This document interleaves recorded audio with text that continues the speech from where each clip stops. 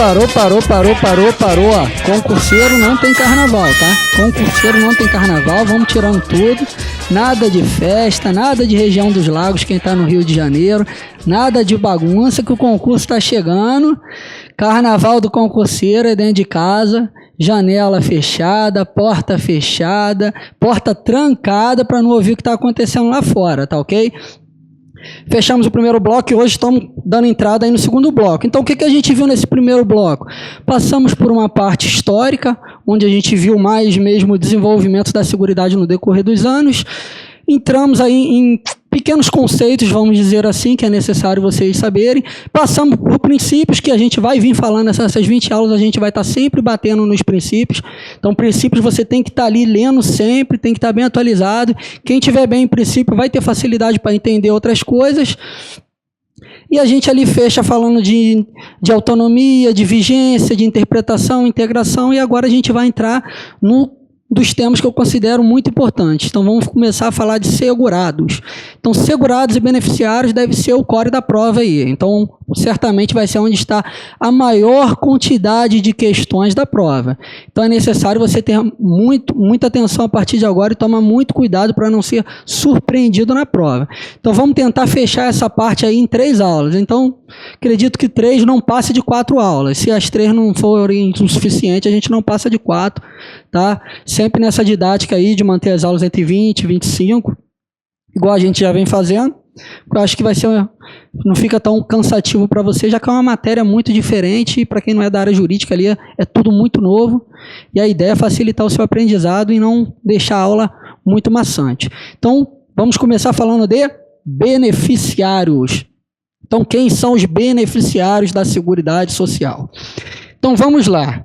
Então, para falar de beneficiários, é necessário a gente já montar um esqueminha aqui no quadro que vai nos auxiliar aí sempre que a gente for se deparar com essa matéria. Então, quem são os beneficiários da Previdência Social? Esses que vão ter, vão ter direitos e obrigações, que vão ter acesso aos benefícios da Previdência Social.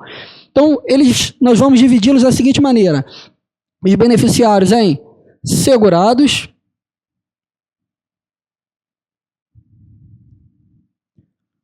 e dependentes.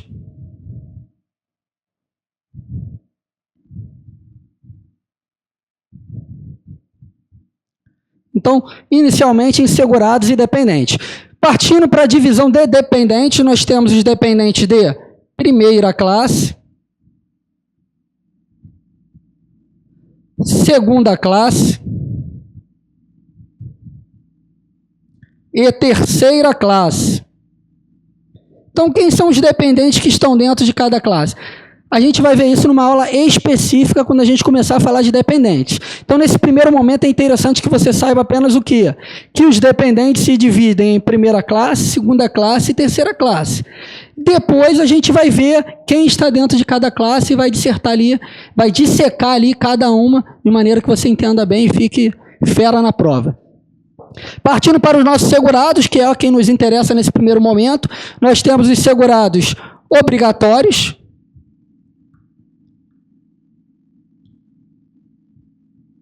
e também temos os segurados facultativos.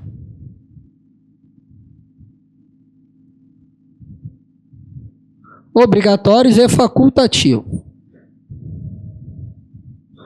Os segurados obrigatórios, eles vão se dividir em 5 grupos. 5 grupos. Então, nós temos os contribuintes individuais, os trabalhadores avulsos,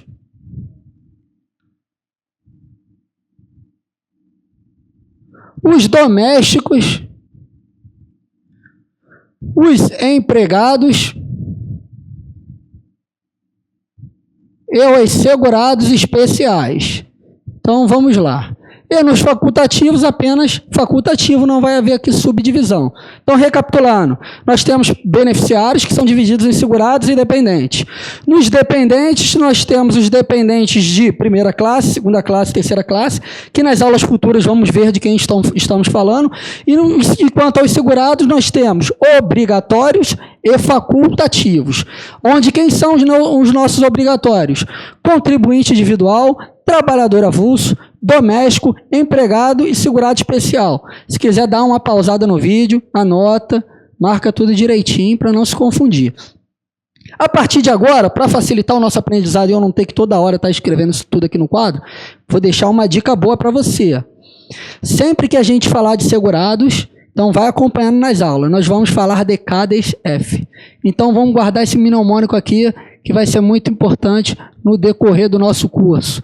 Quando a gente falar de segurados, a gente vai falar de CADES F. E quem são esse CADES F?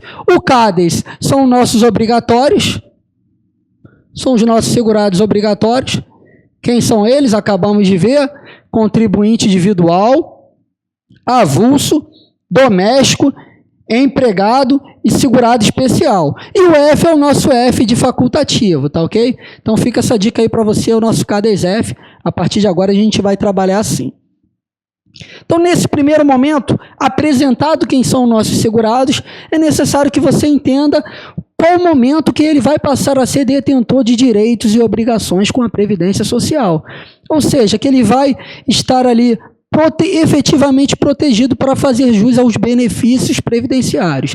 Então, aí começa a parte de filiação e inscrição. Então, a gente precisa entender quando esses segurados vão estar filiados ao sistema e quando eles vão estar inscritos aos sistemas, já que isso para os segurados pode acontecer em momentos diferentes. Então, vamos às definições e vamos entender o que é cada instituto. Então, primeiramente, para fins de prova, você tem que saber que filiação e inscrição são coisas diferentes, tá? Então, não vai me marcar lá na prova da CESP que é a mesma coisa, já que uma errada anula um acerto e uma questão simples pode acabar trazendo muito prejuízo para você. Então, filiação e inscrição são coisas diferentes. Então, o que é cada instituto? Na filiação, nós temos o quê? O vínculo jurídico. Vínculo jurídico estabelecido entre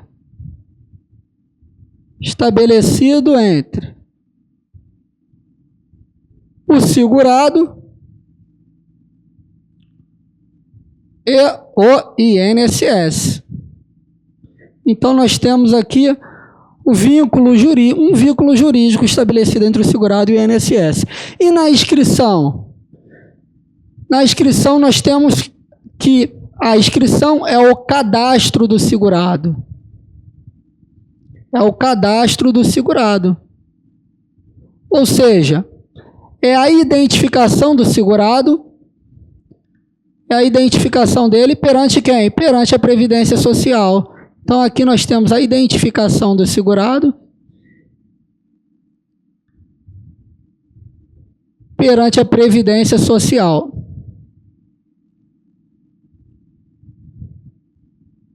Então, resumindo o nosso esquema, nós ficamos como? Inscrição é um ato administrativo. A gente pode dizer que é um ato administrativo. Que o quê? Que identifica o segurado. E na filiação a gente pode dizer que estamos tratando de quê? De um vínculo jurídico. Como já visto, o vínculo jurídico existente entre o segurado e o INSS. Então, assim, a gente já começa aí a observar bem que os institutos são diferentes. Então, quando é que efetivamente os segurados vão estar filiados e vão estar inscritos no sistema? Quando é que vai começar esse vínculo jurídico e ele vai estar identificado na Previdência Social, vai estar cadastrado? Então, isso acontecerá em momentos distintos. Então, para o CADES, vamos separar aqui, para o nosso CADES, que a gente já viu que é contribuinte individual, avulso, doméstico, empregado e segurado especial, ou seja, são os segurados obrigatórios. Então, para eles, quando vai começar a filiação para os nossos segurados obrigatórios? Então, para eles, a filiação começará com o início da atividade laboral remunerada. Então, nós temos o início da atividade laboral remunerada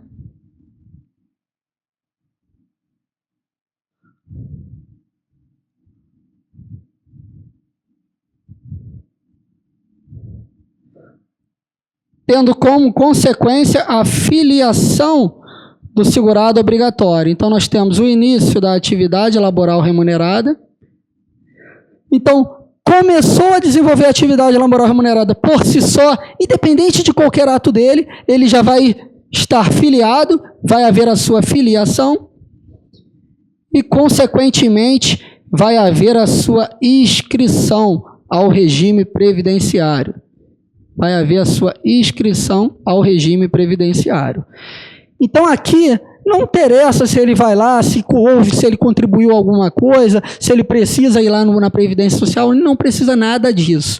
A gente pode dizer que para os segurados obrigatórios, o início da atividade laboral remunerada por si só vai gerar a sua filiação ao sistema e, consequentemente, a sua inscrição. Isso tem um nomezinho no direito, e esse nomezinho é importante, já foi abordado na CESP, na prova de 2013, da Defensoria Pública da União. É o nosso princípio da automaticidade. Então, para os segurados obrigatórios, vigora o princípio da automaticidade. O que quer dizer este princípio da automaticidade? Então, a filiação do segurado obrigatório, ela vai se dar com o início da atividade laboral remunerada, independente de qualquer ato seu. Então, ocorrerá a sua filiação e logo depois a sua inscrição. Então, assim, para os segurados obrigatórios, é correto dizer que a inscrição vai ocorrer após a filiação ou no mesmo momento da filiação, mas nunca antes dela. Então, definiçãozinha importante que já foi tema da CESP, hein? Repetindo, para o segurado obrigatório, vigora o princípio da automaticidade da filiação.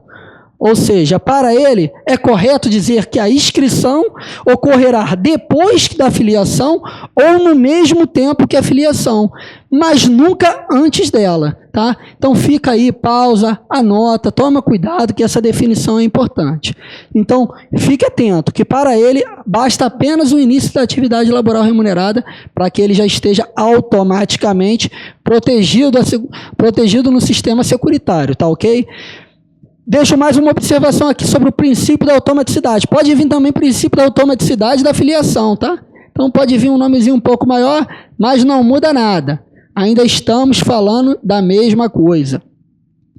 Fechado a filiação e a inscrição dos segurados obrigatórios, nos resta entender como vai funcionar para o facultativo. Então, como vai se dar para o facultativo? O facultativo, quem é? Ele não exerce atividade laboral remunerada. Ele é uma pessoa que o quê? Que ele quer a proteção social. Então, ele quer fazer parte do sistema previdenciário. Então, para ele, não há que se falar em atividade laboral remunerada. Estamos falando aqui de dona de casa, de presidiário que não exerce atividade laboral remunerada, estagiários, estudantes. Então, aqui a gente não vai falar disso. Então, a gente precisa entender qual o corolário, qual o motivo da inserção dele, já que para ele não vai vigorar o princípio da automaticidade. Então, ele tem a sua razão de ser, eu costumo dizer aqui que em dois princípios. Primeiro, lá nos objetivos do parágrafo único do 194 das aulas que já passaram, que você já deve estar fera, na universalidade do atendimento.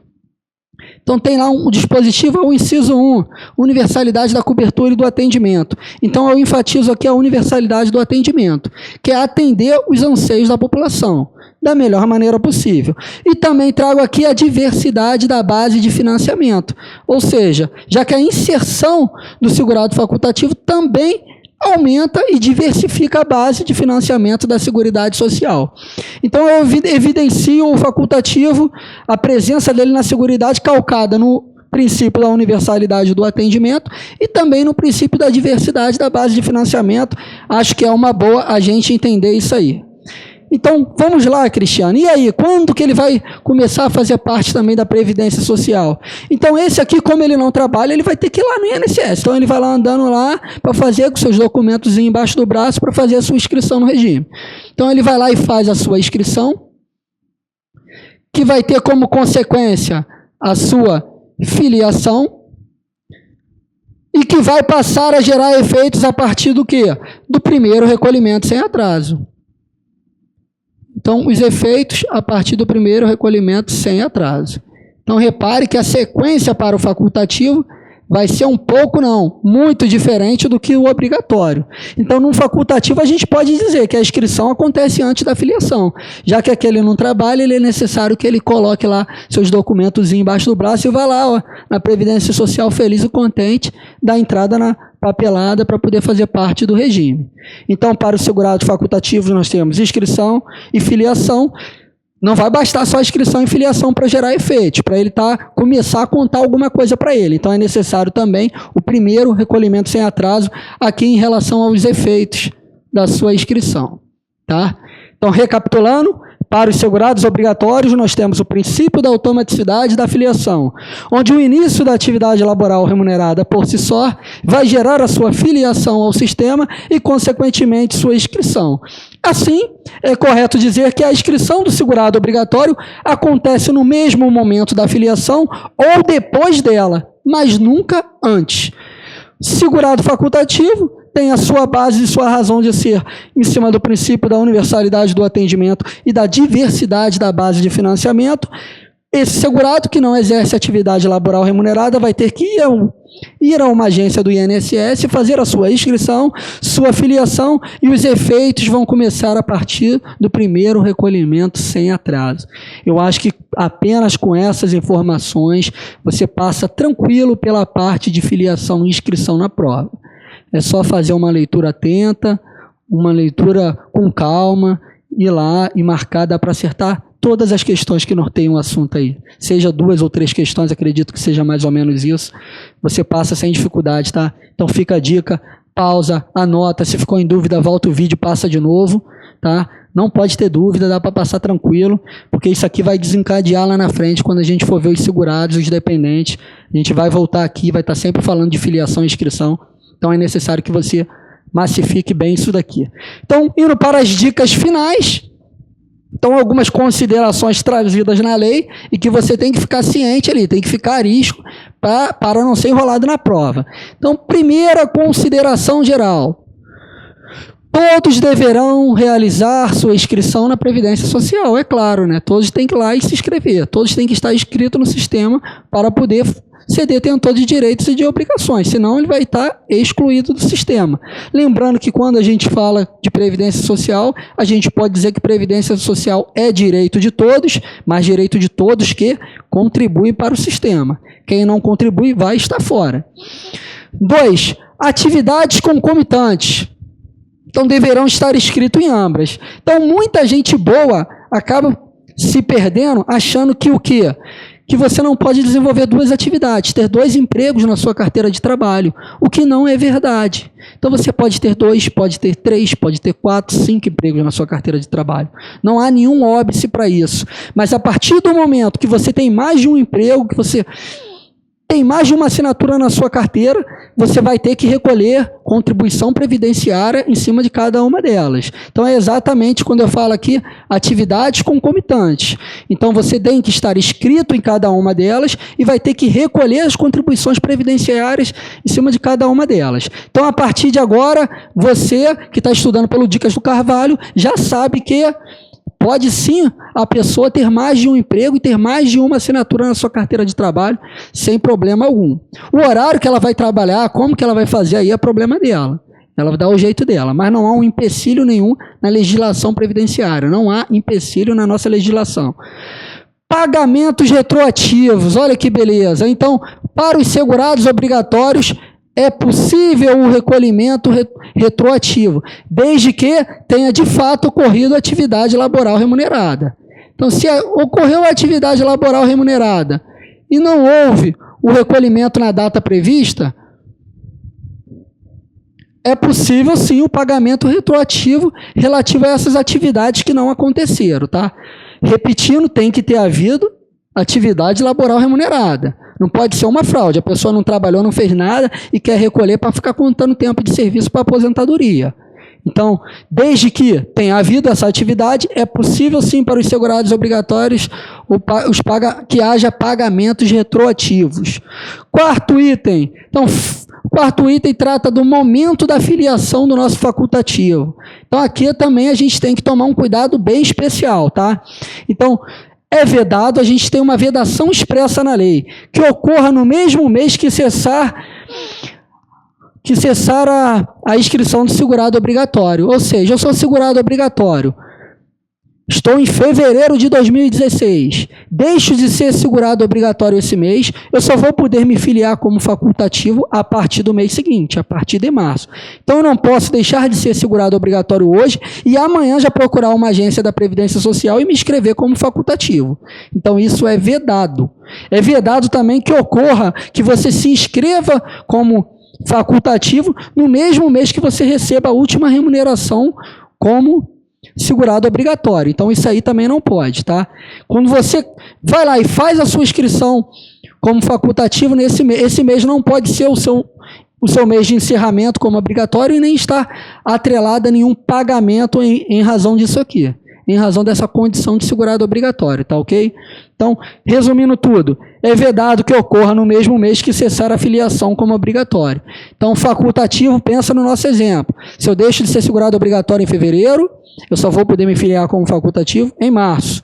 Se eu deixo de ser em junho, eu só vou me filiar em julho. Se eu deixo de ser em outubro, só vou me filiar em novembro. Não esqueça aí, observação para fim de prova é importante. 5. Servidor público aposentado. Então, olha o seu futuro aí, ó, depois que você passar no INSS, estiver trabalhando lá tranquilo, gerente de agência, aí final de carreira, já superintendente regional, tirando onda. Então, o que vai acontecer? Servidor público aposentado não pode se filiar como facultativo.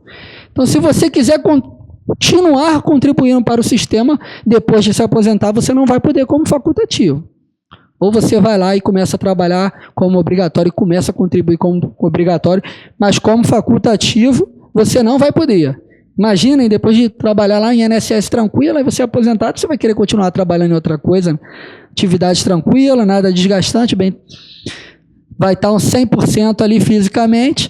Então, mais uma vedação trazida na lei. A gente já passou pela vedação em relação à filiação do facultativo, agora estamos falando da vedação do quê? Do servidor público aposentado, que não poderá fazer parte do regime como facultativo após a aposentadoria, tá? Duas vedaçõezinhas aí importantes. Nosso último tópico aqui fala que é possível a inscrição pós-morte do segurado especial. A gente vai começar a falar dos segurados na próxima aula. Você vai ver que o segurado especial ele tem especificidades, ele é bem diferente a relação dele com a Previdência com os demais segurados, com os outros segurados do sistema. Então ele vai ter sempre mais regras, mais especificidades e é necessário tomar muito cuidado em relação a isso aí. O segurado especial, quando eu falo aqui de inscrição pós-morte, ele tem uma peculiaridade diferente dos outros. Então ele pode se inscrever individualmente na Previdência Social ou fazer a inscrição de todo o grupo familiar que está trabalhando ali para a subsistência da família. E é em razão disso que vai se admitir a inscrição dele pós-morte. Na próxima aula a gente vai começar a falar de segurados, a gente vai dar um passeio nos segurados, e aí quando chegar no especial vocês vão entender essa razão de ser. O porquê disso aí, dele poder se inscrever pós-morte.